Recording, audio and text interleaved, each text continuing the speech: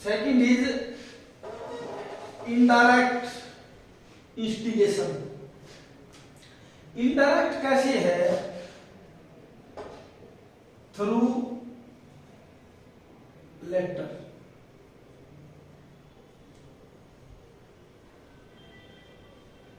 Telephonic message, या भाई आजकल व्हाट्सएप,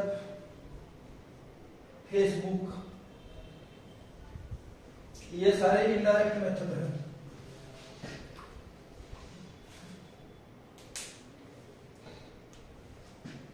चलो डायरेक्ट वाली बात एक समझ में आई कि भाई घटनास्थल पर जो अवैध करने वाला आदमी था वो मौजूद था, तो उसने जो भी कुछ कहा होगा या किसी को इंस्टिगेट किया होगा तो किसी ने सुन भी लिया होगा।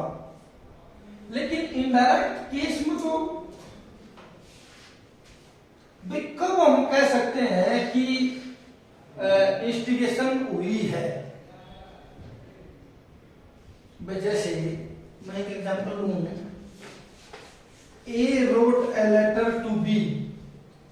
ए ने बी को कोई लेटर लिखा कि आप एक्स नाम के किसी आदमी को साइनाइड दो। आप साइनाइड के ऊपर ध्यान देना, स्पेलिंग के ऊपर, ठीक। ए ने बी को लेटर लिखा, एक्स को जहर देने के नाम पर मजबूरी यही था कि भाई आप एक्स को साइनाइड दो। B received that letter. पहली सिचुएशन, एक्स ने वाई को लेटर लिखा, आप जेड को गनशॉट दें, और वो लेटर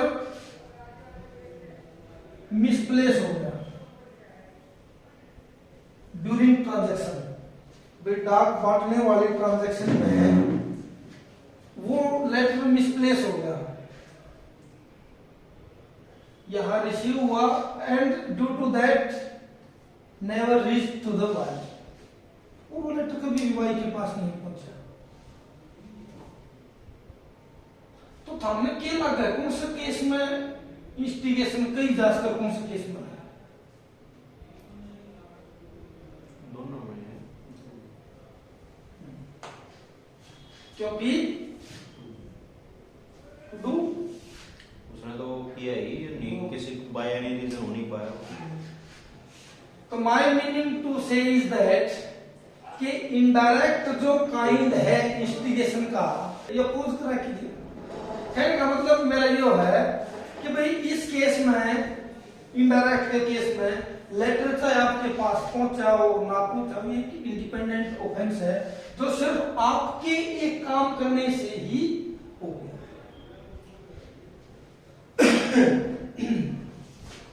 इस देश में बहुत सी कुप्रथाएं रही हैं और उसमें से एक थी सती प्रथा, ठीक।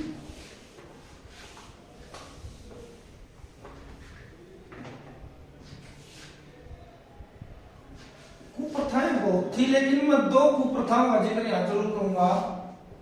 एक सती प्रथा, एक बहु विवाह।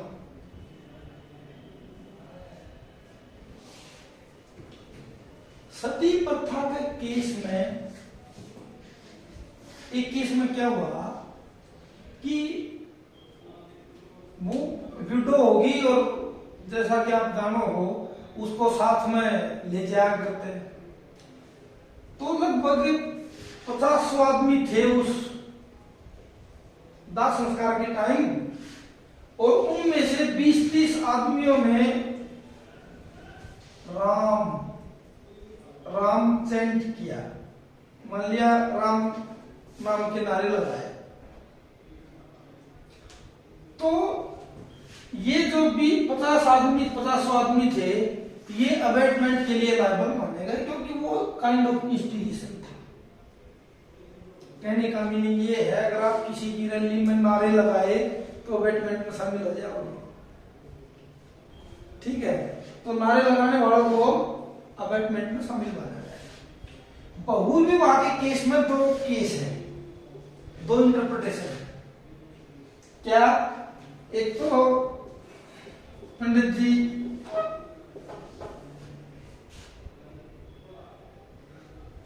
और एक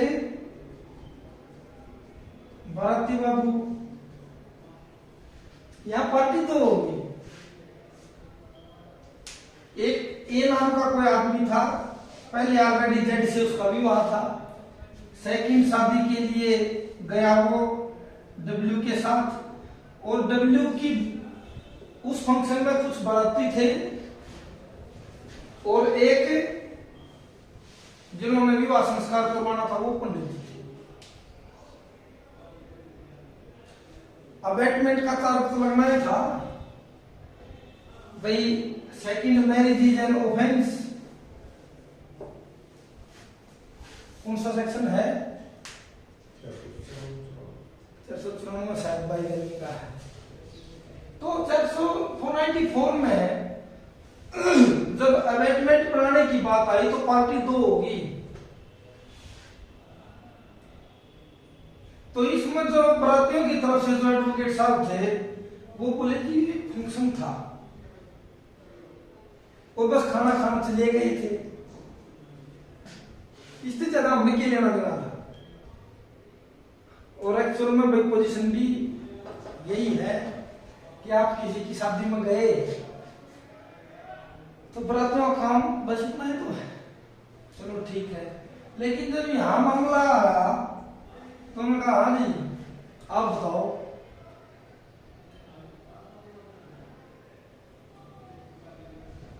तो इस केस में अबेटमेंट बाई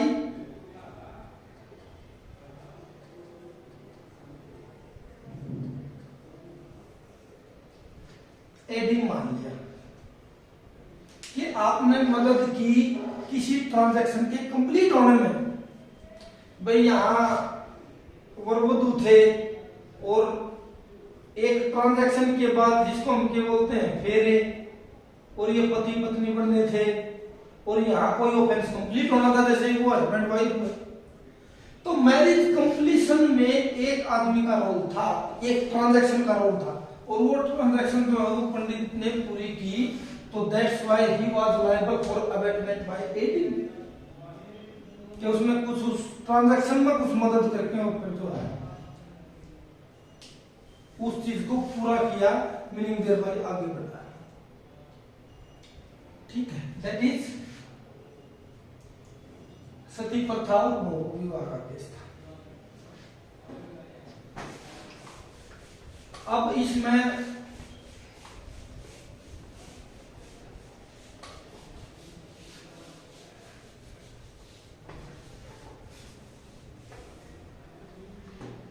एक दो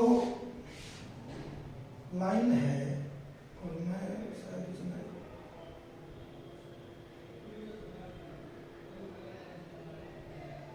चलो इसमें लिख लियो, ठीक है ना।